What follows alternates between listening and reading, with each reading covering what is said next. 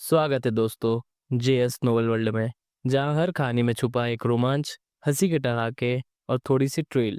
तो तैयार हो जाइए, क्योंकि अब शुरू होने वाला है एक नया किस्सा जो आपको ले जाएगा हंसी और रोमांच से भरी इस दुनिया में। आकाश को एक महान आपदा का सामना करना पड़ रहा था। ये निर्जन स्थान जीवन से रहित है। भले ही प्राचीन दानव आकाश को तहस नहस कर दे, वह यहाँ नहीं आएगा। वह छाया अपने आप में बुदबुदाई, फिर भी और गहराई में उतरती चली गई। जल्द ही शून्य में जकड़ी हुई जंजीरों के ऊपर से गुजरी। उसकी आंखों में ठंडक की एक चमक कौंधी। बहुत पहले मूल साधु और कई परम संतों ने मिलकर इन जंजीरों को उसे यहीं कैद करने के लिए गढ़ा था। यहाँ सितारों की रोशनी नहीं पहुंचती है और संसार की ऊर्जा क्षीण है, जिससे साधना असंभव है। सौभाग्य से ये कठिनाई उसके लिए फायदेमंद साबित हुई। उसे नव पाताल अग्नि से तपाया गया, जिससे वह नव पाताल में स्वतंत्र रूप से घूम सकता था। यह उसकी चरम देवलोक की शक्ति के साथ उसकी दूसरी सबसे मजबूत क्षमता थी। एक बार जब प्राचीन दानव इस लोक को उजाड़ देगा, तो वह अंततः चला जाएगा। जब तक मैं जीवित रहता हूँ, मैं प्राचीन दानव द्वारा छोड़ी गई दरारों के माध्यम से सत्य लोक में घुस सकता हूँ, और अमरता का मार्ग तब भी मेरे लिए खुला रहेगा। तेज लपटों से ढकी वह छाया और गहराई में भागी। वीर के अथक प्रयास और शिकार के बल पर केवल 2 दिनों के भीतर 1 दर्जन से अधिक छोटे लोकों पर हमला करने वाले सभी प्राचीन दानवों को वीर ने मार डाला। उसका अधिकांश समय यात्रा में ही बीता। प्राचीन दानव संकट अब हल हो जाने से वीर ने पहले की तुलना में 10 गुना अधिक भक्ति ज्वाला शक्ति प्राप्त की। अब समस्त संतों के उसे दोषमुक्त करने के साथ समस्त स्वर्ग की अधिकांश भक्ति ज्वाला शक्ति उसे प्रदान की गई। इन छोटे लोकों में प्राचीन दानव के खतरे को हल करने के साथ साथ वीर की प्रसिद्धि समस्त स्वर्ग में गूंज उठी, जिससे उसे प्रतिदिन भारी मात्रा में भक्ति ज्वाला शक्ति प्राप्त होने लगी। वीर को लगा कि उसकी भक्ति ज्वाला शक्ति अकेले ही त्रय आपदा संत के बराबर हो सकती है। अगर वह इसी गति से चलता रहा, तो सिर्फ 1 सदी में वह शायद भक्ति ज्वाला देवलोक के स्तर तक भी पहुंच सकता है। सोचिए कि मूल साधु को भक्ति ज्वाला देवलोक प्राप्त करने में 1 लाख साल का क्रमिक संचय लगा था। अब 33 समस्त स्वर्ग की जनसंख्या प्राचीन काल की तुलना में कहीं अधिक है। यदि समस्त स्वर्ग का विश्वास केंद्रित हो जाए, तो भक्ति ज्वाला के देवलोक में बदलने के लिए 1 सदी पर्याप्त होगी। भक्ति ज्वाला शक्ति के अलावा इन छोटे लोकों पर प्राचीन दानवों के आक्रमण ने वीर को चरम साधना शक्ति को अवशोषित करने में सक्षम बनाया, जो भक्ति ज्वाला की तुलना में तेजी से जमा हो रही थी।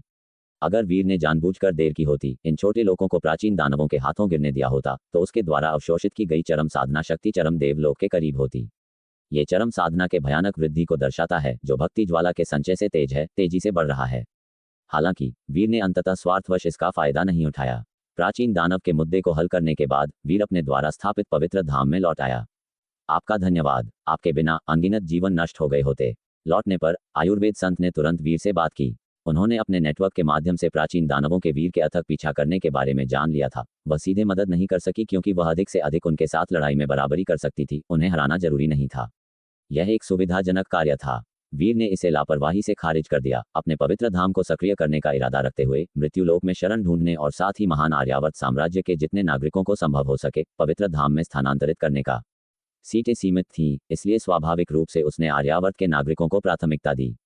आपका एक पुराना मित्र आपसे मिलने आया है, खड्ग गुरु ने आकर वीर से कहा। वीर हैरान हुआ, एक पुराना मित्र? उसने तुरंत फणीश्वर और झूठा गगन संत के बारे में सोचा, लेकिन अपनी दिव्य चेतना से झांकने पर उसे तुरंत एहसास हुआ कि वे नहीं थे, बल्कि हिमश्वेत रंग और अद्वितीय सुंदरता वाली एक महिला थी। वह संत पर्वत के ऊपर भव्य हॉल में शालीनता से बैठी थी। उसकी प्राकृतिक आई शेडो एक मोहक आकर्षण बिखेर रही थी।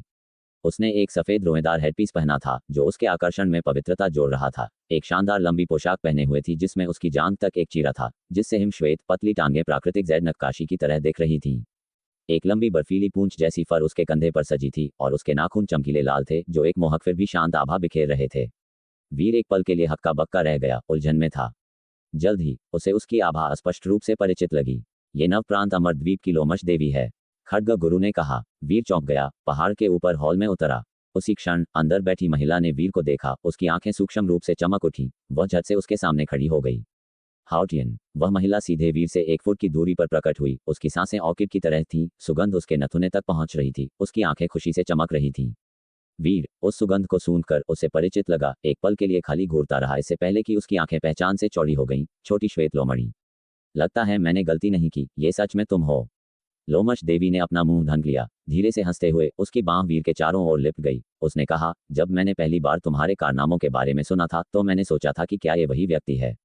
बाद में मुझे पता चला कि तुम्हारी सुगंध बदल गई है। ये सच में तुम निकले। उसका भरपूर वक्ष वीर की बांह से कसकर दब गया, बादलों की तरह नर्म। उसने दूसरे हाथ से धीरे से अपने माथे को थपथपाया, कहा, मुझे पहले सोचना चाहिए था।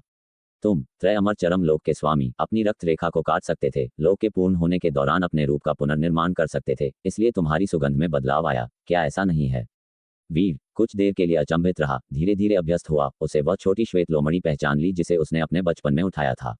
वह बुदबुदाया, क्या तुम फणीश्वर की तरह हो? महिला खिलखिला उठी, लगभग, लेकिन मेरी कहानी अधिक जटिल है। मैंने मृत्यु लोक में पुनर्जन्म लिया, हरित शिखर पर्वत की लोमश देवी बनी और मेरी अप्रत्याशित मृत्यु हो गई। मेरी आदि आत्मा का एक धागा छोटी श्वेत लोमड़ी के रूप में पुनर्जन्म लिया। वीर ज्ञान प्राप्त कर बोला, तो जब तुम अचानक गायब हो गई थी तो इसलिए कि तुम इस समस्त स्वर्गलोक में चढ़ गई, अपने पिछले जीवन की यादों को जगाया। हाँ, वह महिला हालांकि मोहक और शांत थी, अब आकर्षण और विनय की एक झलक दिखा रही थी। उसका जवाब एक मधुर, हड्डी पिघलाने वाली मिठास से भरा था। वह हंसी, अगर मुझे पता होता कि यह तुम हो तो मैं तुमसे पहले मिलने आती। हालांकि समस्त स्वर्ग में लौटने के बाद मैं एकांत साधना में रही हूँ और बाहरी दुनिया के बारे में कम जानती हूँ। अगर यह बड़ी घटना नहीं होती तो मैं बाहर नहीं निकलती। वह कितनी परिचित लग रही थी, ये देखकर वीर की प्रारंभिक बेचैनी दूर हो गई। उसने उम्मीद नहीं की थी कि जिस छोटी श्वेत लोमड़ी को उसने कभी अपनी बाहों में लिया था, मासूम और प्यारी, वह इतनी सुंदर और परिपक्व महिला में बदल जाएगी। कोई आश्चर्य नहीं कि मैं तुम्हें मृत्यु लोक में कहीं नहीं ढूंढ पाया। वीर मुस्कुराया, फिर पूछा, क्या तुम शरण लेने में शामिल होना चाहती हो? लोमश देवी ने धीरे से सिर हिलाया। उसकी मुस्कान अधिक गंभीर हो गई क्योंकि उसने छोटी श्वेत लोमड़ी की यादों को आत्मसात कर लिया था, साथ ही अपनी लंबी वर्षों की साधना को भी मिला लिया था। पिछले और वर्तमान जीवन का विलय उसकी वर्तमान लोमश देवी का व्यक्तित्व बन गया था। मैं तुम्हें इसी कारण से ढूंढने आई थी। क्या तुम्हें शरण खोजने में विश्वास है?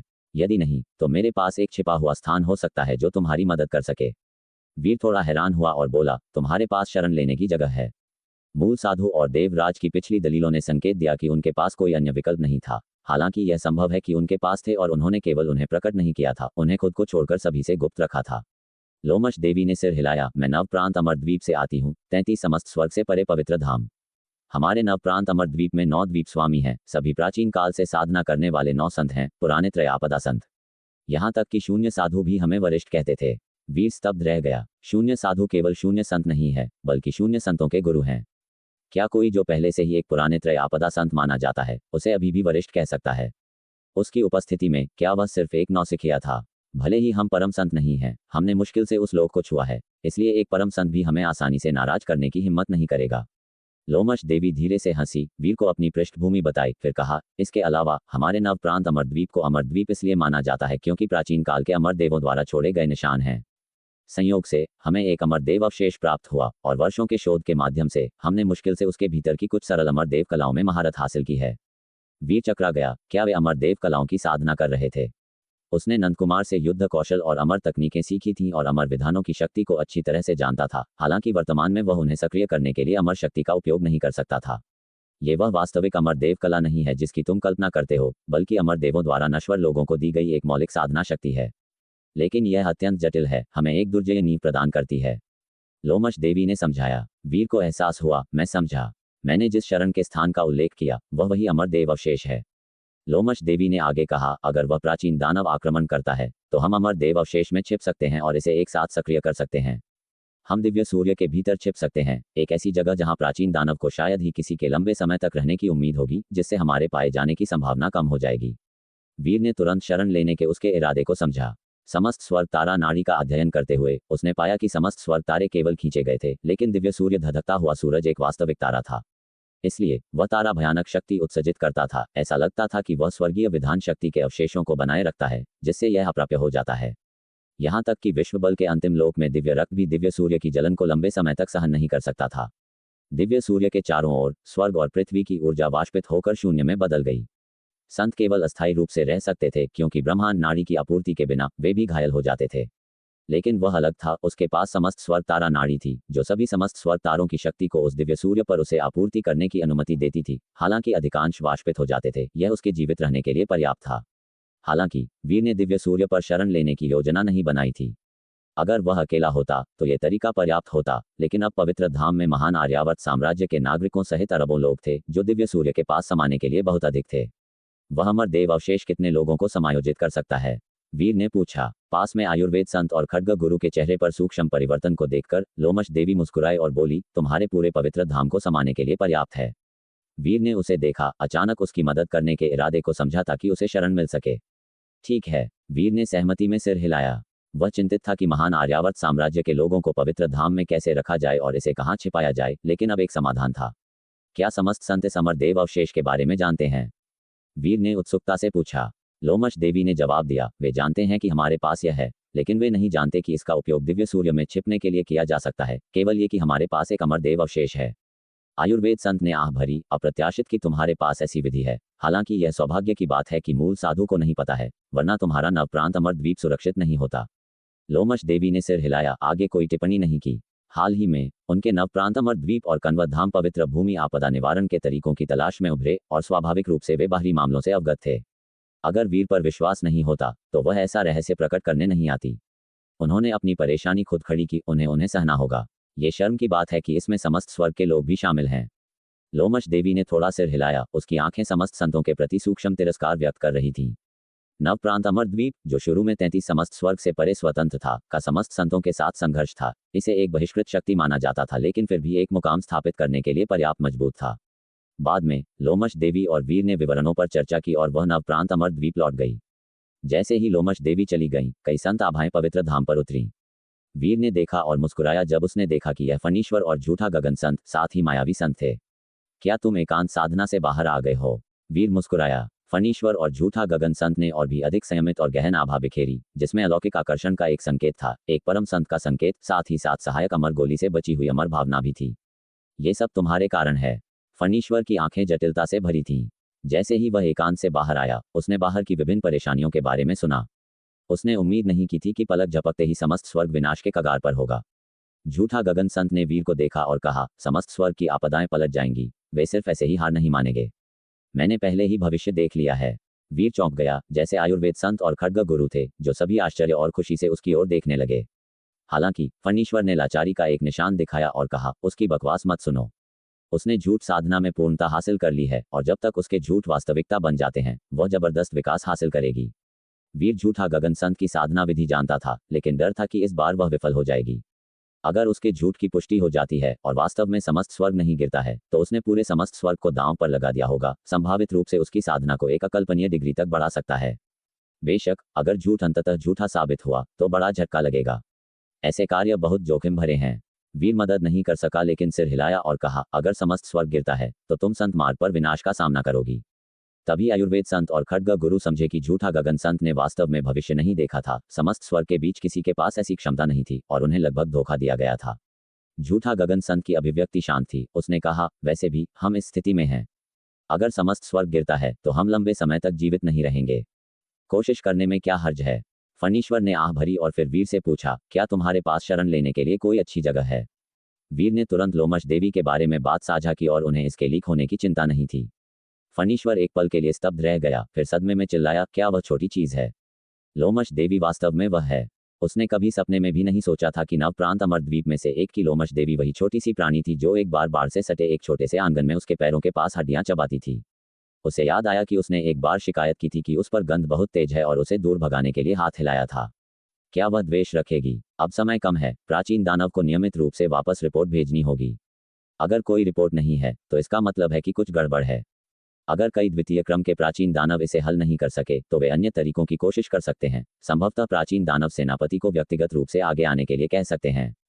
वीर ने उनसे कहा, हमें जल्दी से संत पर्वत को भरना होगा और फिर नवप्रांत अमर द्वीप के साथ मिलकर शरण लेनी होगी। वीर की तात्कालिकता को देखकर सभी के दिल ठंडे पड़ गए, ये जानते हुए कि कोई भी वीर से ज्यादा प्राचीन दानवों से परिचित नहीं था, जिससे वे एक भारी भावना से घिर गए। जबकि वीर तैयारी में व्यस्त था, अमर द्वार के बाहर विशाल प्राचीन पथ पर आकाश गहरा धूसर था, जिसमें हजारों प्राचीन दानव आकृतियां घाटी के ऊपर आकाश पर कब्जा कर रही थीं। मंद दहाड़ें और भयंकर गर्जनाएं घाटी के भीतर गहराई तक गूंज रही थीं। खड़े रहस्यमय द्वार पर प्राचीन दानव उसके चारों ओर झुके हुए थे, द्वार को घूर रहे थे, आंखें खतरे और नफरत से भरी थीं। पिछली प्रतिक्रिया बाधित हो गई थी। ये दर्शाता है कि प्रवेश करने वाले कई द्वितीय क्रम के प्राचीन दानव नेताओं को भीतर खतरा एनकाउंटर्ड हुआ था। क्या यह अमर सम्राट का माया लोक है? क्या अंदर कोई सत्य अमर हो सकता है? 4 से 5 प्राचीन दानव नेता इकट्ठे हुए धीमी आवाज में चर्चा कर रहे थे। उनके अटकलों के अनुसार सत्य अमर को इस माया लोक से लंबे समय तक गायब हो जाना चाहिए था, अन्यथा इतने सालों तक कोई खबर नहीं हो सकती थी। हम प्रवेश नहीं कर सकते हैं, लेकिन अगर हम कर सकते थे तो एक सत्य अमर भी निगल लिया जाएगा। अब हम केवल सेनापति के आने का इंतजार कर सकते हैं। मैंने सुना है कि अमर जाति की सेना फिर से आ गई है। पहले उन्होंने मनतोंग सेनापति को मार डाला और वह स्वर्गिक भवन से रक्त छाया अमर सम्राट था। लगता है कि वे भी इस अमर सम्राट के माया लोक पर नजर गड़ाए हुए हैं। अमर सम्राट द्वारा छोड़े गए खजाने अवश्य होंगे। मैं विश्वास करने से इनकार करता हूं कि महान युद्ध के दौरान अमर सम्राट ने सब कुछ युद्ध के मैदान पर डाल दिया। सभी प्राचीन दानव नेताओं के पास भयंकर नजरें थीं और स्वर्गिक भवन का उल्लेख करने पर उनकी आंखों में गहरी नफरत दिखाई दी। स्वर्गिक भवन उनसे सालों से लड़ रहा था और उनके कई रिश्तेदार स्वर्गिक भवन के हाथों दुखद रूप से मर गए थे। हालांकि उन्होंने स्वर्गिक भवन से कई सत्य अमर को मार डाला, यह उनकी फ्योरी को शांत करने के लिए पर्याप्त नहीं था। रहस्यमय द्वार पर अमर पैटर्न स्वाभाविक रूप से गिरने वाले हैं। उम्र बहुत पुरानी है, लेकिन एक बार जब सेनापति आता है तो शायद वह इसे तोड़ सकता है। एक प्राचीन दानव ने दांत पीसे। जैसे ही उसने बात खत्म की, क्षितिज से अचानक एक भयानक बुरी सोच बह गई, जिसके बाद हवा में अचानक ठंडक आ गई। चिल्लाती हवा के साथ एक विशाल प्राचीन दानव एक ऊंचे पहाड़ की तरह धीरे धीरे उड़कर आया। उसकी हरकतें धीमी लग रही थीं, फिर भी पलक झपकते ही वह घाटी के बाहर उतरा। जमीन एक जोरदार आवाज के साथ कांप उठी, जिसके साथ एक भयानक आभा और आदि आत्मा का दबाव आया, जिससे मौजूद सभी प्राचीन दानव कांप उठे। सेनापति। 5 प्राचीन दानव नेताओं ने जल्दी से झुककर सलाम किया और एक ने तुरंत सूचना दी, हमने सैकड़ों योद्धाओं को भेजा है, सभी इस माया लोक में गिर गए हैं। ऐसा लगता है कि अंदर एक सत्य अमर या एक शीर्ष स्तर का परम संत है। प्राचीन दानव सेनापति की आंखें बर्फीली थीं, क्रूरता और हत्या के इरादे से भरी हुई थीं।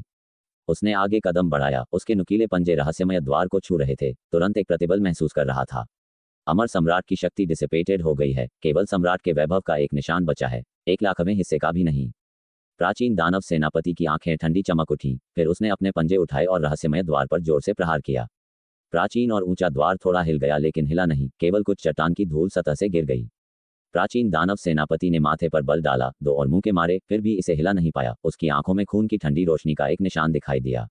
रक्त छाया अमर सम्राट यहाँ जल्दी कर रहा है, मायालोक में अमर सम्राट के खजानों को लक्षित कर रहा है। हमें इस लोक को स्वर्गिक भवन के हाथों में नहीं पड़ने देना चाहिए, अन्यथा अग्रिम पंक्ति में युद्ध का मैदान कठिन हो जाएगा। अगर स्वर्गिक भवन को सम्राट का अस्त्र मिलता है तो हम सब इसके साथ नष्ट हो जाएंगे। उनके चेहरे उसके शब्दों को सुनकर बदल गए और आसपास के प्राचीन दानव भी कांप उठे। मैंने पहले ही महाराज को इसकी सूचना दे दी है। उसके रिइंफोर्समेंट्स आने से पहले मैं इस जगह की रखवाली करूंगा। उस मूर्ख मनतोंग ने ऐसी खबर छिपाई रखी। सौभाग्य से उसकी आदि आत्मा को मार दिया गया, उसकी आत्मा नष्ट हो गई, अन्यथा महाराज उसके लिए जीवन को मौत से भी बदतर बना देते। प्राचीन दानव सेनापति की निगाहें ठंडी हो गईं। एक अच्छी जगह खोजने की उम्मीद थी, लेकिन एक गर्म आलू के साथ समाप्त हो गया। यह एक दानव दमन गोली है। तुम में से कौन इस माया लोक में प्रवेश करने की हिम्मत करता है? प्राचीन दानव सेनापति की हथेली ने प्रकाश का एक काला गोला प्रकट किया। उसकी आंखें 5 प्राचीन दानव नेताओं पर टिकीं। 5 नेताओं के चेहरे बदल गए। दानव दमन गोली अस्थायी रूप से साधना को गिरा सकती है, लड़ाई में बेकार है, लेकिन महत्वपूर्ण समय में उपयोगी है।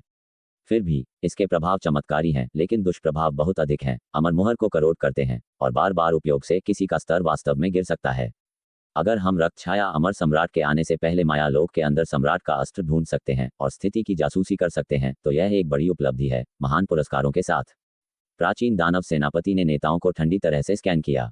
नेताओं ने तुरंत अमर सम्राट के आने से पहले माया लोक में लाभ हासिल करने के सेनापति के इरादे को समझा।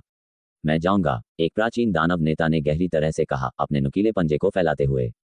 प्राचीन दानव सेनापति का ठंडा इरादा थोड़ा कम हो गया और प्रकाश का काला गोला नेता के हाथ में उड़ गया। स्थिति की जासूसी करो और तुरंत रिपोर्ट करो, फिर सेना को अंदर जल्दी से खोज करने दो। प्राचीन दानव सेनापति ने निर्देश दिया। क्या आप चाहते हैं कि मैं इस कहानी को आगे बढ़ाऊं, या आपको किसी अन्य कहानी के लिए अनुवाद या आधुनिकीकरण चाहिए? अंधेरे और ठंडी आवाज में प्राचीन दानव प्रमुख ने जवाब दिया, लेकिन उसके हृदय में अपनी महत्वाकांक्षा थी। यदि वह उस मिथ्यालोक में अमर सम्राट का खजाना ढूंढ लेता और यदि उसमें अभी भी अपार शक्ति बची होती, तो शायद वह इस अवसर का उपयोग करके वापसी कर सकता था और एक प्राचीन दानव सेनानायक बन सकता था। आदेश मिलने के बाद उसने काली दानव दमन गोली निगल ली। जल्द ही उसकी हड्डियां, रक्त रेखा और यहां तक कि उसके भीतर की आत्मा भी ढहने मुड़ने लगी और तीव्र पीड़ा ने उसे जमीन पर घुटने टेकने पर मजबूर कर दिया, जिससे वह जोर से चीखने लगा। ये दर्द आदि आत्मा की गहराई से उत्पन्न हो रहा था और आदि आत्मा स्वयं भी अपने लोक से नीचे उतर रही थी, जिससे यह प्रक्रिया अत्यंत कष्टदायक थी। आसपास के अन्य प्राचीन दानव प्रमुख चुपचाप देख रहे थे। ये प्रक्रिया लगभग 1/4 घंटे तक चली। प्राचीन दानव प्रमुख का शरीर सिकुड़ गया, जमीन पर काले दानवी रक्त का एक गड्ढा छोड़कर। उसकी आभा क्षीण हो गई, वह दूसरे क्रम के प्राचीन दानव के स्तर पर आ गया। उसकी अमर शक्ति सील हो गई और वह एक कोने में सिकुड़ गया। उसके माथे पर लगी अमर मुहर इमॉर्टल सील मंद पड़ गई। उसके शरीर के अंदर एक धुंधली जंजीर दानवी रक्त और हड्डियों के चारों ओर लिपटी हुई थी, शक्ति को कैद कर रही थी। अगर यह जंजीर तोड़ दी जाती तो उसका लोक फिर से ऊपर उठ जाता, लेकिन दानव दमन गोली का कई बार सेवन करने के बाद जंजीर पहले टूटी हुई जंजीरों के भूतों से जुड़ जाती थी एक दूसरे पर चढ़ जाती थी, जिससे उन्हें फिर से तोड़ना असंभव हो जाता था, जिससे हमेशा के लिए लोक पतन का खतरा रहता था। प्राचीन दानव सेनानायक ने ठंडे स्वर में आदेश दिया, पहले 10 उप प्रमुखों को भेजो। उप प्रमुख दूसरे क्रम के प्राचीन दानव थे, पहले 4 या 5 भेजे गए थे और शुरुआत में अनुकूल खबरें थीं, लेकिन अब कोई खबर नहीं थी। ये दर्शाता है कि वे संकट में पड़ गए थे। इस बार उसने सीधे 10 को रास्ता खोलने, निकास पर लड़ाई सुरक्षित करने के लिए भेजा और फिर दानव दमन गोली का सेवन करने वाले प्रमुख को पार करने दिया, जिससे उसे जंजीरों को तोड़ने और अपने लोग को बहाल करने का समय मिल सके। एक बार जंजीरें टूट जाती और लोग बहाल हो जाता, तो जब तक उस मिथ्यालोक में कोई अत्यधिक दुर्जय सत्य अमर ट्रू इमॉर्टल न होता, कोई भी उसे रोक नहीं सकता था। एक ही लोक के भीतर प्राचीन दानव कुल समस्त स्वर्ग को नीचा देखता था। जो लोग उन्हें एक ही लोक के भीतर हराने में सक्षम थे, वे विभिन्न जातियों के राक्षस होते थे। जबकि प्राचीन दानव रहस्यमय द्वार के सामने कार्रवाई कर रहे थे, घाटी के बाहर दसियों हजारों मील दूर शून्य में एक 10,000 मजबूत सेना तेजी से आगे बढ़ रही थी, जिसका नेतृत्व एक महिला कर रही थी, जिसके हाथ में लाल भाला था। वह युद्ध कवच में ढकी हुई थी, उसके पीछे एक बैंगनी लबादा हवा में लहरा रहा था और उसके हेलमेट पर गरुड़ कुल का एक शाही रक्त मुकुट पंख लगा था। वह साहसी और राजसी दिख रही थी।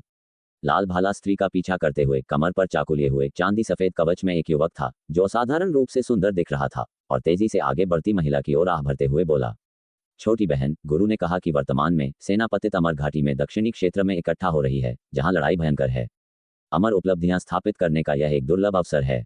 यह मौका मिलना मुश्किल है। क्या उस अमर सम्राट की रक्त रेखा के लिए यहाँ आना उचित है?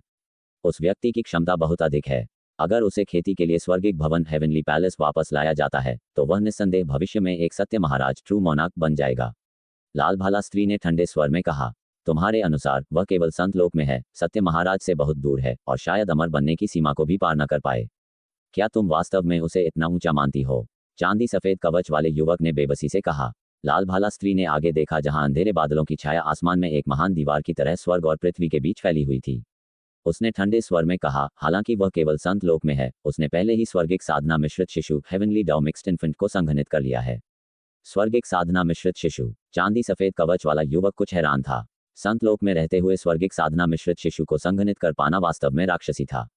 चांदी सफेद कवच वाले युवक ने विश्लेषण किया, मैंने स्वर्गिक भवन में स्वर्गिक तंत्र सैनिकों के मुंह से पूछताछ की है और कहा जाता है कि यह स्वर्गिक आपदा अमर सम्राट के अंतिम सम्राट पतन युग का मिथ्यालोक है, जो लाखों साल पुराना है। अप्रत्याशित रूप से अमर सम्राट की रक्त रेखा के अवशेष अभी भी बाकी हैं, जो पीढ़ियों से फैले हुए हैं। ऐसी क्षमता शायद रक्त रेखा के पैतृक जागरण के कारण हो सकती है। लाल भाला स्त्री ने ठंडे स्वर में कहा, भले ही अमर सम्राट की रक्त रेखा के लिए न हो, केवल उस मिथ्यालोक के नागरिक ही मेरे इस यात्रा के लायक हैं। अमर सम्राट के नागरिक अब मिथ्यालोक में फंसे हुए हैं। पिछले अमर सम्राटों के बलिदान के बिना आज सत्यलोक ट्रू रेल्म नहीं होता। उन्हें बचाना ही सही है। चांदी सफेद कवच वाले युवक ने उस पर नजर डाली। अपनी छोटी बहन के वफादार और धार्मिक स्वभाव को जानता था, जो पूर्ववर्तियों का सम्मान करती थी। उसने सिर हिलाया और कहा, उस स्थिति में हमें सतर्क रहना चाहिए। हालांकि दीक्षा अतल अबिस ऑफ इनिशिएशन की रखवाली केवल प्राचीन दानवों की पुरानी शक्तियां करती हैं और रक्षा अपेक्षाकृत कमजोर है, लेकिन वहां तैनात दानवराज कुई जियाओ सरल नहीं है। सौभाग्य से वह पिछली बार घायल हो गया था और अभी भी अतल के तल पर ठीक हो रहा होगा। अगर वह सामने आता है, तो मैं सम्राट के स्वर्ण टोकन एम्परस गोल्डन टोकन का उपयोग करके उसे रोके रखूंगा, जबकि तुम किसी को मिथ्यालोक की स्थिति की जांच करने के लिए भेजना। लाल भाला स्त्री ने सिर हिलाया। जैसे ही उनकी सेना आगे बढ़ी, जल्द ही उनका सामना शून्य में भटक रहे प्राचीन दानवों की एक गश्ती दल से हुआ। लाल भाला स्त्री ने घुसपैठ से परहेज नहीं किया, बल्कि अपनी सेना को सीधे युद्ध में ले गई। वह एक गड़बड़ी पैदा करना चाहती थी और फिर किसी को प्राचीन पथ एंशिएंट रोड के किनारे में गहराई तक घुसपैठ करने और वहां की स्थिति की जांच करने के लिए भेजना चाहती थी। समस्त संतों का क्षेत्र। प्राचीन भवन के अंदर, दरार के भीतर तारों वाले आकाश में मूल साधु और देवराज यहां तैनात बैठे थे। समस्त संत अवसर का लाभ उठाकर बैठे और विश्राम कर रहे थे। हालांकि वे आदि आत्मा चरम लोक में रक्त की एक बूंद से पुनर्जन्म ले सकते थे, मजबूत युद्ध शक्ति बनाए रखते हुए वे प्राचीन दानवों के साथ झड़पों से होने वाले क्षरण का सामना नहीं कर सकते थे। इस प्रकार घायल होने पर वे या तो गोलियां लेते थे या आदि आत्मा को विश्राम और बहाल करने के लिए खेती करते थे। दरवाजे से प्राचीन दानव एक एक करके निचोड़ कर आ रहे थे, जिससे देवराज और मूल साधु के लिए यहाँ पहरा देना बहुत मुश्किल नहीं था। उन्हें बस इस बात की चिंता थी कि ये द्वार कब टूट सकता है। जैसे ही अंधेरी दानवी शक्ति उमड़ी, मूल साधु और देवराज चुपचाप इंतजार करते रहे। जैसे ही दानवी शक्ति अपने चरम पर पहुंची, दरवाजे के सामने एक काली धुंध बन गई। वे जान गए कि प्राचीन दानव पूरी तरह से प्रवेश कर चुका है। मारो। बिना किसी हिचकिचाहट के दोनों तेजी से बाहर निकल पड़े। उसी समय समस्त संतों में से जो घायल नहीं हुए थे, उन्होंने भी कार्रवाई की, संत क्षेत्र के साथ दमन किया। काली धुंध तेजी से संघनित हुई, जल्द ही एक भयानक प्राचीन दानव के आकार में बदल गई। इस प्राचीन दानव का आकार देखकर सभी की आंखें अलार्म के साथ चौड़ी हो गईं। यह एक दूसरे क्रम का प्राचीन दानव है। मूल साधु और देवराज ने तुरंत पीछे हटना बंद कर दिया। देवलोक गॉड रेल्म की शक्ति को उजागर किया। प्राचीन दानव ने एक गुस्से वाली दहाड़ निकाली। प्राचीन दानवों की सहज गुप्त तकनीक डाली। काली धुंध हिल गई और उसके पीछे एक काला भंवर उभरा। उसी समय उसने एक दानवी सोनिक दहाड़ और एक पुनर्जन्म प्रक्षेपण जारी किया। एक साथ कई तरीकों के निष्पादित होने पर मूल साधु और देवराज दोनों ने खतरे को महसूस किया। पुनर्जन्म प्रक्षेपण ने समस्त संतों की आदि आत्माओं में एक प्राचीन दानव की छाया को प्रतिबिंबित किया, उनकी आदि आत्माओं पर हमला शुरू किया। हालांकि इस प्राचीन दानव छाया की आत्मा की शक्ति मजबूत नहीं थी, फिर भी इसने उनकी आदि आत्माओं में कुछ बाधा उत्पन्न की। दानवी सोनिक दहाड़ ने उनकी आदि आत्माओं को ऐसा महसूस कराया जैसे उन्हें चाकू से खुरचा जा रहा हो, और काले भंवर ने उनकी आदि आत्माओं को उनके शरीर से निकालने की धमकी दी, यहाँ तक कि ठीक हो रहे समस्त संतों को भी प्रभावित किया और उन्हें लड़ाई में शामिल होने के लिए मजबूर किया। मूल साधु ने आकाश दमन कोड़ा चलाया, प्राचीन दानव के मांस को चीर दिया। क्लेश की विनाशकारी शक्ति के तहत प्राचीन दानव का मांस कुछ समय के लिए पुनर्जीवित होना मुश्किल था। हालांकि उसकी आदि आत्मा से और भी घनी काली धुंध निकली, जिससे तारों वाला आकाश अस्पष्ट हो गया। समस्त संतों ने भीतर क्षरणकारी शक्ति महसूस की, मानो वह संत क्षेत्र को जला सकती हो। देवराज गुर्राया, एक गहरा काला दिव्य अग्नि जारी किया, इसे दिव्य खड्ग से जोड़ा। ये नव पाताल शक्ति 9 ने द पावर थी, जो लपटों की तरह दिखती थी, लेकिन आदि आत्माओं को भी जमा और धीमा कर सकती थी। जल्द ही समस्त संतों की संयुक्त शक्तियों के तहत प्राचीन दानव ने एक दुखद चीख निकाली, बुरी तरह से घायल हो गया। लेकिन इस समय दानवी शक्ति ने दरवाजे पर एक बार फिर से अभिसरण किया, लगभग एक और प्राचीन दानव बन गया जो अंदर रेंगने की कोशिश कर रहा था। मूल साधु ने यह देखा और पीछे नहीं हटा, देवराज के साथ आंखों का आदान प्रदान किया, इससे पहले कि वे अपनी शक्ति को पूरी तरह से उजागर करते। इस प्राचीन दानव को जल्दी से मार डाला। हालांकि उन्होंने खुद भी बहुत कुछ खर्च किया था, विभिन्न गुप्त तकनीकों का उपयोग किया था कि अक्षय बल अनविदरिंग स्ट्रेंथ के साथ भी क्षण भर के लिए उबरना मुश्किल था। और इस समय तक दरवाजे पर एक दूसरा प्राचीन दानव पहले ही आकार ले चुका था, वह भी एक दूसरे क्रम का प्राचीन दानव। समस्त संतों के भाव बदल गए, एक अशुभ आशंका महसूस हुई। मूल साधु की आंखें झिलमिला उठीं, लेकिन उम्मीद के विपरीत उन्हें थोड़ी राहत महसूस हुई। इसने संकेत दिया कि प्राचीन दानवों में अमर द्वार इमॉर्टल गेट को तोड़ने की शक्ति नहीं थी, जिससे सबसे बुरे मामले से बचा जा सकता था। मूल साधु ने तुरंत कहा, मारो, जब तक हम दरवाजा पकड़े रहेंगे वे टूट नहीं सकते। इन शब्दों ने समस्त संतों को वापस होश में लाया, प्रत्येक को थोड़ा उत्साहित महसूस हुआ। उन्होंने एक बार फिर अपनी पूरी शक्ति उजागर की, दूसरे क्रम के प्राचीन दानव को दबा दिया, जल्द ही उसे मार डाला। लेकिन इस समय एक तीसरा प्राचीन दानव दिखाई दिया, वह भी एक दूसरे क्रम का प्राचीन दानव। मूल साधु और समस्त संत पूरी ताकत से लड़ते रहे, भले ही काफी थक गए थे, रुकने की हिम्मत नहीं कर रहे थे। चौथा, पांचवां, दूसरे क्रम के प्राचीन दानव रेंगते रहे। मूल साधु और देवराज के चेहरे बदल गए। ये प्राचीन दानव मरने से पहले एक आत्मा भक्षण शक्ति के साथ फूट पड़ते थे, एक सदमे की लहर की तरह, जिससे उनकी आदि आत्माएं कांप उठती थीं। बार बार कंपन के बाद उनकी आदि आत्मा शक्तियां कुछ हद तक कमजोर हो गईं। मूल साधु ने तुरंत शिष्य शियाओ तियान्यू को एक प्रक्षेपण संदेश भेजने का निर्देश दिया। जल्दी करो, स्थिति की सूचना हाओतियान पूज्य हाउशन वेनरेट को दो, उसे ईमानदारी से बताओ, उसे परिस्थितियों को समझने में सक्षम होना चाहिए। शियाओ तियान्यू ने सिर हिलाया, जल्दी से अपना अवतार प्रक्षेपित किया, वीर के पवित्र धाम की ओर बढ़ गया। जब सातवां प्राचीन दानव उतरा, तब तक समस्त संत, मूल साधु और देवराज के साथ बेहद थक चुके थे, उनकी आदि आत्माएं क्षतिग्रस्त हो चुकी थीं। इस सातवें प्राचीन दानव को मारने की गति थोड़ी कम हो गई, और जैसे ही वह अपनी आखिरी सांस पर था, एक आठवां प्राचीन दानव पहले ही आ चुका था। अपने साथियों के शवों को देखकर एक गुस्से वाली दहाड़ निकाली। दूसरी ओर पवित्र धाम में वीर मीवू स्वर्ग मीवू हेवन के शिष्यों को प्राप्त कर रहा था, जो शरण के लिए वीर के पवित्र धाम में भी जा रहे थे। इस बीच नौ प्रांत अमरद्वीप के लोमड़ी गुरु फॉक्स मास्टर के जवाब का इंतजार कर रहा था। मीवू स्वर्ग से बहुत अधिक शिष्य नहीं थे, इसलिए वीर ने उन्हें बसने के लिए एक पहाड़ दिया। मीतियान महान संत ने अपना औषधि कानन और गुफा आवास वीर के पवित्र धाम में स्थानांतरित कर दिया, जिसमें उनके पवित्र धाम की पवित्र नाड़ी होली वेन भी शामिल थी, जिसे भी स्थानांतरित कर दिया गया था, जिसके परिणामस्वरूप पवित्र धाम में अत्यंत घनी आध्यात्मिक ऊर्जा थी। मीवू स्वर्ग से पवित्र नाड़ी के अलावा वैद्य संत ने भी अपने पवित्र धाम से पवित्र नाड़ी को स्थानांतरित कर दिया, और खड्ग गुरु ने भी खड्ग साधु पवित्र धाम से पवित्र नाड़ी लाई। ये वही था जो खड्ग संत ने आने से पहले उसे निर्देश दिया था। उम्मीद थी कि वीर खड्ग साधु पवित्र धाम की पवित्र नाड़ी के सम्मान में खड्ग साधु पवित्र धाम से कुछ आंतरिक संप्रदाय शिष्यों को अतिरिक्त रूप से समायोजित करेगा। साथ ही खड्ग संत नहीं चाहता था कि पवित्र नाड़ी उसके हाथों में समाप्त हो। ये पवित्र नाड़ी स्वर्ग और पृथ्वी के खजानों की तुलना में कहीं अधिक कीमती है, जिसे स्वर्ग और पृथ्वी द्वारा पोषित किया जाता है। एक पवित्र नाड़ी बनाने के लिए भारी मात्रा में संसाधनों की आवश्यकता होती है, इसलिए एक पवित्र धाम का निर्माण केवल एक पहाड़ बनाने के बारे में नहीं है, कुंजी पवित्र नाड़ी में निहित है। इस समय पवित्र धाम में 3 महान पवित्र भूमियों से पवित्र नाड़ियां हैं। इसकी आध्यात्मिक ऊर्जा इतनी घनी है कि यह एक परम संत सुप्रीम सेंट के पवित्र धाम को टक्कर देती है। जैसे ही वीर दयालगढ़ के लोगों को पवित्र धाम में स्थानांतरित करने के लिए मृत्युलोक जाने की तैयारी कर रहा था, एक आकृति पवित्र धाम के आकाश पर उतरी। शियाओ तियान्यू का अवतार यहाँ अभी अभी पहुंचा था और उसने जल्दबाजी में वीर की आकृति की तलाश की। हाउतियान पूज्य, समस्त घटनाओं के गुणों के साथ वीर यदि प्रकट नहीं होता तो सह अस्तित्व वाले लोगों में पता लगाना मुश्किल था। शियाओ तियान्यू की आभा को महसूस करते हुए वीर महल के भीतर से निकल आया। उसकी आंखों में जल्दबाजी और घबराहट का एक निशान देखा जो एक संत के लिए अत्यंत दुर्लभ था।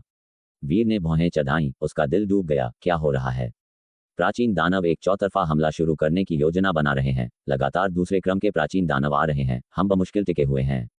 शियाओ तियान्यू ने जल्दबाजी में वीर को स्थिति समझाई, अपने गुरु के शब्दों का पालन करते हुए, केवल तथ्यों को बताते हुए, यह मानते हुए कि वीर यह अनुमान लगा सकता है कि प्राचीन दानवों का आक्रामक दृष्टिकोण अमर द्वार को तोड़ने की क्षमता की कमी को इंगित करता है।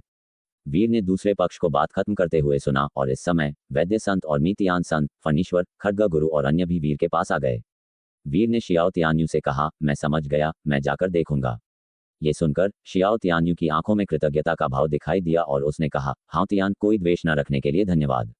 वीर ने सिर हिलाया और कहा, उन बातों का उल्लेख मत करो।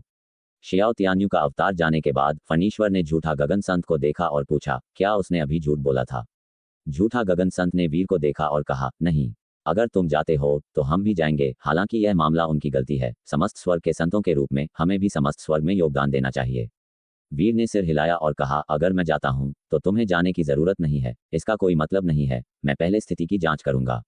मीतियान संत ने वीर को सलाह दी, सावधान रहना। हालांकि उसने झूठ नहीं बोला। वह एक अवतार के रूप में आया था। अवतार को छिपाने के लिए एक और तरीका इस्तेमाल करना संभव है, खासकर जब वे जानते हैं कि झूठा गगन संत हमारे साथ है। प्राचीन संतों में से एक के रूप में वह कुछ तरीकों से अवगत है जो झूठा गगन संत को भी धोखा दे सकते हैं। वीर ने सिर हिलाया, फिर उन्हें पवित्र धाम की रखवाली करने का निर्देश दिया, जबकि वह प्राचीन भवन की ओर चल पड़ा। मीतियान संत के शब्दों ने वीर को सोचने पर मजबूर कर दिया। उसने समस्त घटनाओं के गुणों को सक्रिय किया, फिर नदी हिम चित्रकला, रिवर स्नो पेंटिंग और अन्य को अपनी आभा को छिपाने के लिए एक दूसरे पर स्तरित किया। उसने जो भेज तकनीकें सीखीं वे कुछ ही थीं, क्षतिपूर्ति के लिए संग्रह में गुणों पर निर्भर थीं। जैसे ही वीर प्राचीन भवन की ओर बढ़ा, प्राचीन भवन में दो प्राचीन दानव समस्त संतों, मूल साधु और देवराज के साथ भयंकर रूप से लड़ रहे थे। इस समय द्वार पर दानवी शक्ति अभी भी उमड़ रही थी, अपना रास्ता अंदर धकेल रही थी। युद्ध के दौरान शियाओ तियान्यू ने जल्दबाजी में मूल साधु को सूचित किया, गुरु, मैंने संदेश दिया है। हाउतियान पूज्य ने कहा कि वह आएंगे। जिस क्षण अवतार ने संदेश दिया उसने एक साथ स्थिति को जाना। मूल साधु उसके शब्दों को सुनकर राहत की सांस लिए बिना नहीं रह सका। उसने कहा, अच्छा, हाउतियान पूज्य ने वास्तव में निराश नहीं किया। अन्य संतों ने भी राहत की भावना महसूस की, एक अवर्णनीय भावना, जब वीर वास्तव में उनकी मदद के लिए आने के लिए पिछले झगड़ों को किनारे रख रहा था। मूल साधु ने तुरंत कहा, मारो, तीनों को रहने मत दो, अन्यथा हाउतियान पूज्य के आने से पहले हम हार जाएंगे। समस्त संतों ने उस उमड़ती दानवी शक्ति को देखकर अपने दिलों में ठंडक महसूस की। अगर तीनों प्राचीन दानव एक साथ चिपके रहते, एक दूसरे की मदद करते, तो मारना और भी मुश्किल होता। उनके पास दांत पीसने और कुछ प्राचीन हानिकारक विरासत तकनीकों और चरम कौशल का उपयोग करने के अलावा कोई विकल्प नहीं था। जल्दी से एक कमजोर प्राचीन दानव मारा गया, उसकी आदि आत्मा बिखर गई और मूल साधु और देवराज दोनों घायल हो गए। हालांकि दूसरे प्राचीन दानव ने दहाड़ मारी जैसे कि वह किनारे पर धकेल दिया गया हो। उसके बगल में काली धुंध लहरों में सिकुड़ रही थी। उसकी आदि आत्मा से निकल रही दानवी शक्ति एक अपक्षय रूप की तरह अपनी सहज गुप्त तकनीक को पूरी तरह से उजागर करने के लिए अपनी आदि आत्मा का बलिदान कर रही थी। काली धुंध भयानक हो गई। कोई भी संत क्षेत्र जिसे उसने छुआ, उसकी आदि आत्मा शक्ति दूषित हो जाएगी। और जो संत पथ उन्होंने उजागर किया, जिसमें आदि आत्मा शक्ति शामिल थी, हमलों के दौरान काली धुंध के खिलाफ दूषित हो गया था। एक क्षति विनिमय क्षति परिदृश्य। इस उमड़ती काली धुंध में द्वार से प्राचीन दानव फिर से बाहर निकला। मूल साधु, देवराज और समस्त संत देख सकते थे कि यह प्राचीन दानव काली धुंध को बढ़ाने के लिए अपनी आदि आत्मा का बलिदान कर रहा था। ये लंबे समय तक नहीं चलेगा, बस इसे थकाओ और अभी अभी आने वाले से निपटो। वे अभी भी केवल दो प्राचीन दानवों को बनाए रख सकते थे। वीर के पवित्र धाम से यहाँ तक यात्रा करने की गति के साथ दो और सहना उसका इंतजार करने के लिए पर्याप्त होगा। मूल साधु का चेहरा काला पड़ गया। एक और दूसरे क्रम का प्राचीन दानव, ये 11वां है। इस प्राचीन दानव ने वास्तव में उन्हें थकाकर मारने के लिए ऐसे तरीकों का इस्तेमाल करने का इरादा किया था, लेकिन सौभाग्य से अभी भी हाउतियान पूज्य था। उस दूसरे स्तर के प्राचीन दानव को मारने में वीर की पिछली विधि और गति के साथ चाहे कितने भी प्राचीन दानव आते, वे शायद मारे जाते। समस्त संतों, मूल साधु और देवराज के बीच तंग रस साक्षी के बीच, जैसा कि वे काली धुंध में शक्ति के कमजोर होने की तैयारी कर रहे थे, अचानक काली धुंध से एक दुखद चीख गूंज उठी। यह आवाज घिनौनी और दर्द से भरी थी, जो प्रतीत होता है कि अभी अभी उभरे प्राचीन दानव से थी। मूल साधु और समस्त संत चौंक गए, भ्रमित और हतप्रभ, सोच रहे थे कि शायद इस प्राचीन दानव को कोई बीमारी थी। लेकिन जल्द ही इस दर्दनाक हाउलिंग के साथ प्राचीन दानव की आभा भयानक हो गई। शून्य में अवर्णनीय उतार चढ़ाव निकला, जिससे रोंगटे खड़े हो गए और आत्मा उत्तेजित हो गई। ये प्राचीन दानव क्या कर रहा है? मुझे एक बुरा एहसास हो रहा है। उसकी आभा बदल रही है, उसका शरीर बढ़ रहा है। समस्त संतों की आंखें आश्चर्य से भरी थीं। उन्होंने पहले कभी ऐसी स्थिति का सामना नहीं किया था। मूल साधु और देवराज ने भी कुछ गड़बड़ महसूस किया और जल्दबाजी में कहा, जल्दी करो, अब जोर से हमला करो, लागत की परवाह किए बिना। उन्होंने महसूस किया कि यह प्राचीन दानव किसी गुप्त तकनीक का प्रदर्शन कर रहा था। धमाका! उन्होंने सीधे काली धुंध में धावा बोल दिया। प्राचीन दानव के खिलाफ हमले शुरू कर दिए। भले ही काली धुंध ने उनकी आदि आत्मा पर महत्वपूर्ण क्षरण किया, तीव्र आत्मा दर्द पहुंचाया, यह इस समय अब कोई चिंता नहीं थी। उन सभी को एक पूर्वाभास था, अगर वे अब और इंतजार करते हैं तो बड़ी परेशानी उत्पन्न होगी। फिर भी जैसे ही उनके हमले उस प्राचीन दानव पर पड़े, अचानक एक अमूर्त और निराकार बल तरंग, जैसे कि गांग शक्ति, प्राचीन दानव को घेर लिया, स्वचालित रूप से उनके हमलों को दूर कर दिया। इस दृश्य ने मूल साधु और देवराज को स्तब्ध कर दिया, सदमे में इस प्राचीन दानव को देखते हुए। एक भयानक आभा धीरे धीरे उसके शरीर से फैलने लगी थी। मूल साधु का दिल धड़क उठा, आतंक के आगमन को महसूस करते हुए, और उसने जल्दबाजी में पीछे हट गया। इस प्राचीन दानव में समस्याएं हैं। देवराज ने भी खतरे को महसूस किया, लेकिन पीछे हटने के बजाय उसने अपने दिव्य खड्ग से नव पाताल काली लौ को उजागर किया, प्राचीन दानव के शरीर पर वार किया, अमूर्त और निराकार बल में एक खाई खोल दी। दिव्य अस्त्र जब दानव के शरीर पर पड़ा तो ऐसा लगा जैसे वह दिव्य लोहे से टकराया हो, जिससे एक तीखी धातु की झनकार पैदा हुई। महाराज एक पल के लिए हक्का बक्का रह गए, क्योंकि उनका दिव्य अस्त्र यद्यपि सप्त आपदा सम्राट अस्त्र नहीं था, फिर भी षष्ठ आपदा सम्राट अस्त्र था। यहाँ तक कि नाग संत और मिश्रित गगन संत, जो परम संत स्तर के प्राणी थे, भी उनके दिव्य अस्त्र को छूने की हिम्मत नहीं करते थे, जो उन्हें पनीर की तरह काट सकता था। उस पर नव पाताल शक्ति का प्रयोग तो दूर की बात थी। धमाका! प्राचीन दानव ने अपने पंजों से प्रहार किया, महाराज को दूर फेंक दिया। वह दर्द से कराहता रहा, क्योंकि उसका शरीर सूज रहा था और उसकी हड्डियां चटक रही थीं। ये देखकर मूल साधु को कुछ आभास हुआ और उसने हैरान होते हुए कहा, ये द्वितीय क्रम का प्राचीन दानव नहीं है, ये द्वितीय क्रम के प्राचीन दानव का रूप धारण किया हुआ कोई और दानव है। अन्य संतों को भी यह बात समझ में आई। जैसे ही विरोधी का रक्त सिक्त शरीर सूजने लगा, संत स्तर से परे एक आभा प्रकट हुई, वही दिव्य आभा जो वीर के चरम अमर रूप में परिवर्तित होने पर महसूस की गई थी, एक विशाल और शक्तिशाली उपस्थिति। इस क्षण वह आभा वीर द्वारा अपनी अंतिम परिवर्तन के समय महसूस की गई आभा से 100 गुना, 1000 गुना अधिक तीव्र थी। क्या ये सत्य अमर है? सभी संत भौंचक के रह गए, फिर निराशा में डूब गए, उनके चेहरों का रंग उड़ गया। अब भागो! मूल साधु ने अपनी शांति वापस पा ली थी। उसने दर्द से दहाड़ते, लगातार अपनी ताकत और आकार को बहाल करते हुए प्राचीन दानव को देखा और अन्य संतों से कहा। संतों ने होश संभाला। उन्हें याद आया कि वीर ने कहा था कि सत्य अमर इस क्षेत्र में प्रवेश नहीं कर सकते हैं, और इस प्राचीन दानव ने इस विधि का उपयोग करके चुपके से प्रवेश कर लिया था।